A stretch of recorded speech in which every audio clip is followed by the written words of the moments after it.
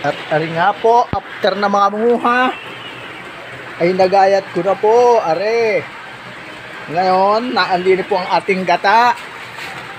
Nilulutuan tayo lang natin pakuliin at ilalagay natin itong mga ingredient niya.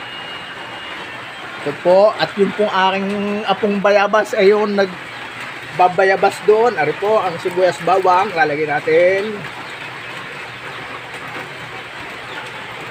Hindi masaid. Ayan, ilagay na po natin yung sibuyas at bawang. May bitsi na din po yan, may kaunting asin. Luin natin ng kaunti. Ayan. Ayun po ang aming apo na bayabas.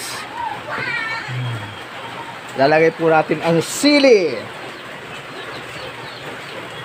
Ayan. Pampasarap po. At ito po ang kanyang flavor. Carninas. Ang kanyang sardinas po ang siyang magpapasarap. Ngayon, tinaktak na nga po. At aringo po ang aking asawang nagmamarites din. Yun. Habang busy akong magluto, ay busy naman siyang manood ng TV. Yan. Aantayin lang natin kung kumulo ang ating gata bago natin ilagay yung ating pinanguhang dahon ng balinghoy na ginayat. Ayan.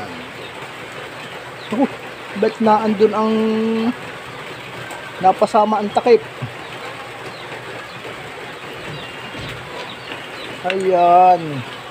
Masarap ito. Napasama ang takip ng karninas.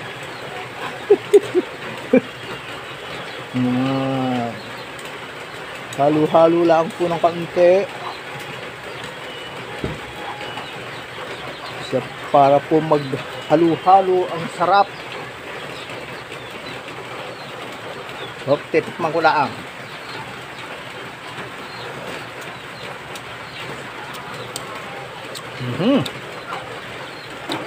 Ayos na po ang lasa. Ilalagay na po natin ang kanyang dahon ng balinghoy. Ito po, yan. Yan po. Ilalagay na natin po doon sa kumukulong gata.